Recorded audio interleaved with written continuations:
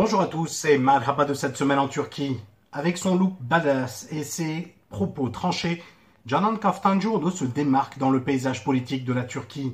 À la tête de la plus grande section du CHP, celle d'Istanbul, elle est considérée comme l'une des personnes ayant le plus contribué à la cinglante défaite du parti d'Erdoğan à Istanbul.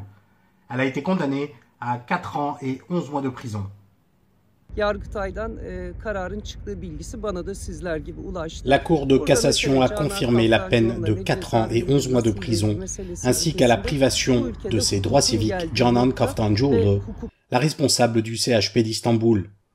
Elle a été jugée dans 5 affaires pour outrage à agent public, outrage au symbole de la République de Turquie et insulte au président. La Cour de cassation a rejeté les charges dans 2 des autres affaires pour propagande pour une organisation terroriste et provocation à la haine. Canan Kaftancıoğlu est médecin légiste de formation, figure de l'aile gauche du CHP. Elle était en charge des différentes sections du CHP à Istanbul durant les élections municipales et avait supervisé le travail sur le terrain. Considérée comme l'un des principaux artisans de la défaite d'Erdoğan à Istanbul, elle était devenue la bête noire du pouvoir. Proche des milieux socialistes, ouverte au dialogue avec le HDP, cette féministe, responsable du principal parti d'opposition dans la plus grande ville de Turquie, dérange aussi certains dans les rangs même de son propre parti. En 2018, quelques jours avant son élection à la tête du CHP d'Istanbul, ses rivaux à l'intérieur du CHP exhument certains de ses tweets vieux de 6 ans. Dans une publication effectuée le 24 avril 2012, elle dit « Dans l'histoire aujourd'hui, le génocide arménien a commencé. Nous commémorons nos concitoyens à Taksim à 19h15. » Dans un autre tweet, elle déplore l'assassinat de Sakinejcansız à Paris. Ces attaques internes ne l'empêcheront pas de prendre la tête du CHP à Istanbul, mais en 2019, après la double campagne victorieuse des municipales, les autorités reprennent ces tweets pour lancer des procédures judiciaires. Condamnée en 2019 en première instance, celle qui est surnommée Trinity du film Matrix avait fait appel. Mais la Cour de cassation, en confirmant une partie de ses peines, a barré la route à Kaftancıoğlu. Le président du CHP, Kemal Kılıçdaroğlu, a immédiatement tweeté « Que tous les députés de notre parti prennent la route immédiatement pour venir devant notre siège à Istanbul. » Prenant la parole devant des centaines de supporters, aux côtés de Kaftancıoğlu et du maire d'Istanbul Ekrem İmamoğlu, Kemal Kılıçdaroğlu a dit « Erdoğan, tu es un hypocrite, un manipulateur et un oppresseur. » Le président du CHP a également appelé les citoyens à se rendre à une réunion publique qui sera organisée le 21 mai à Istanbul. La principale intéressée a réagi en déclarant sur Twitter « Le printemps est arrivé dans mon pays. Hors de question qu'on renonce, qu'on arrête, qu'on soit fatigué. Où que nous soyons, nous travaillerons sans relâche et en organisant l'espoir, nous enverrons ensemble le mal qui est au pouvoir et nous respirerons quand nous établirons l'état de droit. » Ce tweet était accompagné de l'étiquette « C'est pour bientôt ». Cette décision de justice intervient à 1 an des élections où la tension générale augmente de plus en plus. La société militaire privée Sadat a été la cible de la critique de la part de Kemal Kılıçdaroğlu. Le rôle qu'elle joue, le secret qui l'entoure et la puissance qu'on lui prête, supposée ou réelle, a poussé le chef du principal parti d'opposition à se rendre devant son siège pour attirer l'attention. Le président du CHP Kemal Kılıçdaroğlu s'est rendu au siège de la société militaire privée Sadat qui propose une formation à la guerre non conventionnelle. Accusant le président Recep Tayyip Erdoğan, je cite, d'avoir l'intention d'augmenter l'oppression avant les élections, Kılıçdaroğlu a déclaré « Si vous espérez l'aide de Sadat, sachez que nous ne craignons absolument pas ces tyrans impliqués dans toutes sortes de saletés. » Déclarant que la société Sadat, dont Adnan Tanrıverdi est le fondateur et président, est une institution paramilitaire, Kılıçdaroğlu a continué. Il a dit « Leur travail constitue donc à former des assassins, des provocateurs et des terroristes. » Rappelant ses précédents avertissements sur les meurtres politiques éventuels et les officines secrètes, Kılıçdaroğlu a averti « Quels moyens seront employés dans ces basses œuvres? Qui interviendra pour quel objectif? Des conseillers paramilitaires comme Sadat seront tenus pour responsables de tous ces types de chaos. Ne t'adonne pas à de telles tentatives, a-t-il dit à Erdoğan. Déclarant qu'ils ne céderont pas la rue aux, je cite, « petites frappes », Kılıçdaroğlu a déclaré que la sécurité des élections sera assurée à tout prix et que les citoyens iront aux urnes et voteront en toute sérénité, ajoutant « Il y a le CHP, nous sommes ici depuis un siècle, ne vous inquiétez pas ». La société Sadat, fondée par le général de brigade à la retraite Adnan Tanrıverdi, est la première et la seule société turque qui fournit des conseils et une formation militaire dans le domaine de la défense, selon ses propres données. Sur le site officiel de la société, il est indiqué que la formation des soldats et des policiers sur la scène internationale, le conseil stratégique, la formation spéciale de défense et de sécurité et des services d'équipement sont fournis. La société explique que son objectif est de prévenir les besoins de pays coloniaux avec une mentalité de croisée, de créer un environnement de défense et de coopération en matière de défense entre les pays islamiques et d'aider le monde islamique à prendre la place qui lui revient parmi les superpuissances mondiales en tant que puissance militaire autosuffisante. Fin de citation. Tanrıverdi est un militaire exclu de l'armée dans les années 90 pour proximité avec les islamistes. Il a été nommé conseiller principal de la présidence en 2016 et a attiré l'attention dans un discours qu'il a prononcé fin 2019 qui disait que l'union islamique viendra quand le Mehdi viendra. Après d'intenses réactions, Tanrıverdi avait démissionné de son poste de consultant en chef début 2020. Que ce soit l'affaire de Kaftancıoğlu ou le rôle de la société Sadat, une chose est sûre, c'est que la tension augmente de plus en plus. Ruşen Çakır est revenu sur cette semaine. La confirmation par la Cour de cassation d'une partie des peines de la présidente du CHP d'Istanbul, Canan Kaftancıoğlu, est annonciateur de toute une série de changements dans la vie politique turque, et certaines commencent déjà à changer. Ça faisait déjà un certain temps que Kemal Kılıçdaroğlu parlait de lutter, de s'opposer frontalement, et on a vu que dès que la décision a été annoncée, il a déclaré se rendre à Istanbul, il a appelé tous les députés et a réalisé une sorte de démonstration de force devant son siège à Istanbul. Puis le lendemain, il s'est rendu au siège de la société militaire privée Sadat, comme les fois où il s'était rendu au siège de diverses institutions publiques. Sauf que là, ce n'était pas une institution publique, mais privée. Même si l'on peut débattre de la nature de cette organisation, on ne peut pas dire qu'elle soit officielle parce qu'elle n'appartient pas à l'État, mais elle est étroitement imbriquée avec les pouvoirs publics, elle entretient des relations très profondes. Et là, Kılıçdaroğlu a parlé du sujet de la sécurité durant les élections, et c'était assez surprenant comme thème. Mais pour en revenir à Canan Kaftancıoğlu, la confirmation de ces peines est strictement politique. Il est impossible de parler d'une justice indépendante et impartiale. Tout a été décidé par la volonté politique. Et de nombreuses affaires similaires se concluent selon ses désirs, surtout ceux qui impliquent des hommes et des femmes politiques ou des responsables d'ONG, comme par exemple le procès de Gezi. Le procès de Kaftancıoğlu s'est soldé aussi comme ça, conformément à ses désirs. En un premier lieu, on peut constater qu'Erdogan exerce une forme de vengeance contre l'une des personnes responsables de sa plus grande défaite à Istanbul, Canan Kaftancıoğlu. C'est l'une des architectes de l'alternance à Istanbul, après 25 ans de règne. Donc, il y a la dimension de la vengeance personnelle, mais je pense que ça ne se limite pas uniquement à ça. Des élections générales vont normalement se tenir dans 13 ou 14 mois. Enfin, du moins, c'est ce qui est officiellement prévu. Et il est probable qu'Erdogan ait voulu neutraliser une personne comme Canan Kaftancıoğlu, qui lui a fait subir une défaite qui pourrait lui poser des problèmes dans les élections à venir, du fait de son expérience et de sa performance dans la stratégie électorale. Comment est-ce que ces peines vont s'appliquer? Comment est-ce que ça va se passer? Est-ce qu'elle va être incarcérée? Est-ce qu'elle pourra continuer à faire de la politique? Qu'elle pourra continuer à diriger le CHP d'Istanbul? Ça, on le verra bientôt. Mais il est évident qu'Erdogan va faire en sorte de baisser son influence dans la vie politique.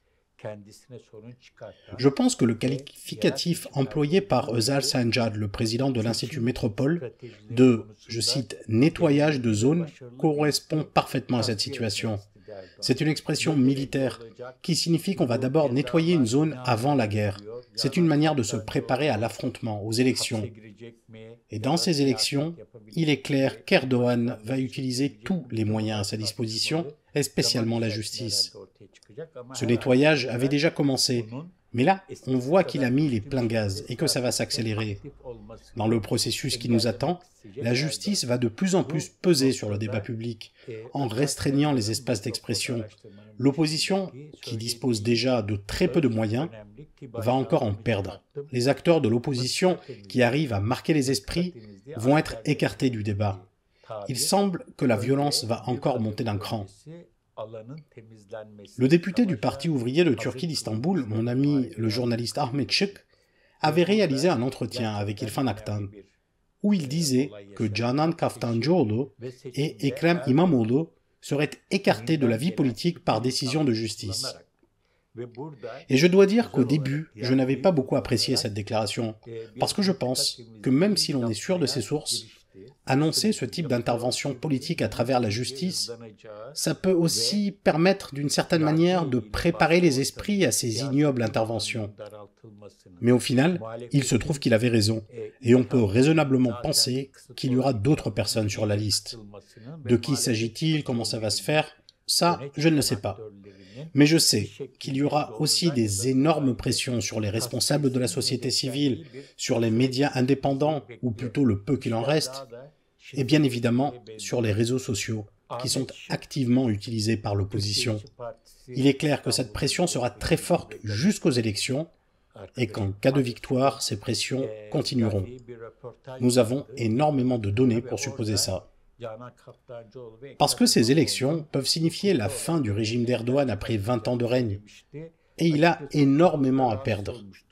Donc on peut prévoir qu'il fera tout pour ne pas les perdre. Mais dans ce nettoyage de zone, que vont faire les personnes, les institutions qui vont être nettoyées? Au premier abord, nous avons vu que le CHP a eu un réflexe rapide et efficace, et je dois reconnaître que ça m'a un peu surpris.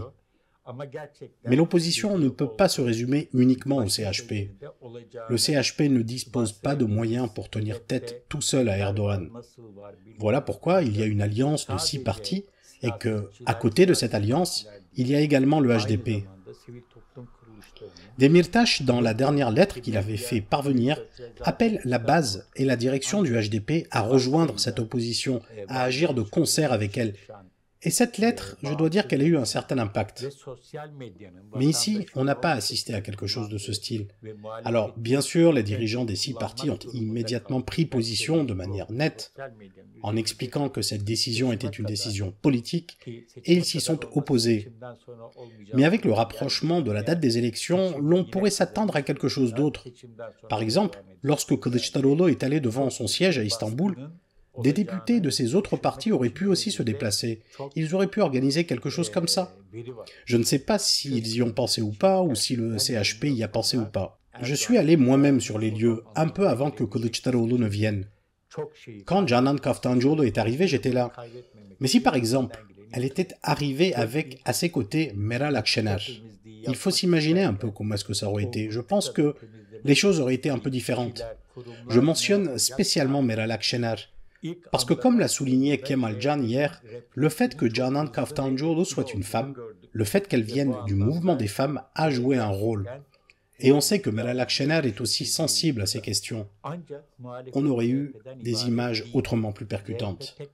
Avec la présence de députés d'autres partis aussi, cela aurait eu plus d'impact. Mais ça ne s'est pas passé comme ça. Et donc, qu'est-ce qui va se passer? Le 21 mai, une réunion publique devait se dérouler à Bursa.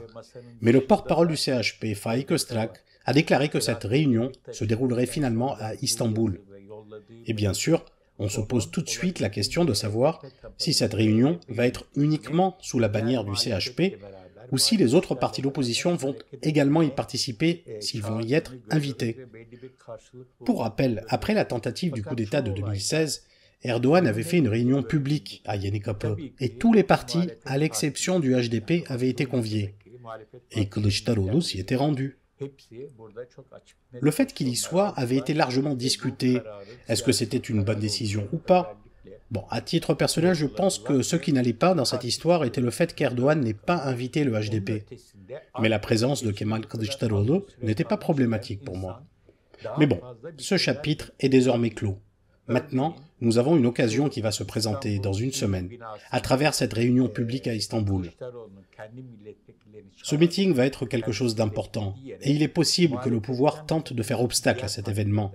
Nous nous rappelons tous à quel point Erdogan avait été dérangé par la marche de la justice initiée par Kemal Kılıçdaroğlu, et que ce meeting à venir risque d'être plus percutant que les dernières réunions publiques du CHP. D'ailleurs, celle qui était prévue à Bursa ne semblait pas non plus être une échéance particulièrement scrutée.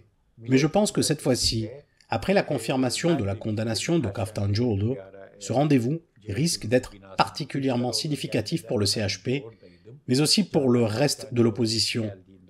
Les images et les messages que fourniront cette réunion seront très fortes au niveau des symboles. Nous avons donc une semaine avant la tenue de cet événement, et bien des choses peuvent survenir d'ici là. Mais si l'on parle de nettoyage de zones, il faut avoir à l'esprit que les personnes et les institutions visées par ce nettoyage doivent opposer une résistance tout aussi forte à ces interventions politiques sous couvert de justice. Même si là, la cible était le CHP, à travers la responsable du CHP d'Istanbul, Canan Kaftancıoğlu, il est clair que cet acte est dirigé contre toute l'opposition. Et d'ailleurs, je pense qu'à l'avenir, ça ne sera pas que le CHP qui sera visé. Nous savons déjà que le HDP est pris en tenaille par le pouvoir et la justice aux ordres, mais ça ne se limitera pas qu'à ça. Il n'y a aucune raison pour que le İYİ Parti, le Saadet, le Gelecek ou les autres ne fassent pas également les frais de cette politique de neutralisation.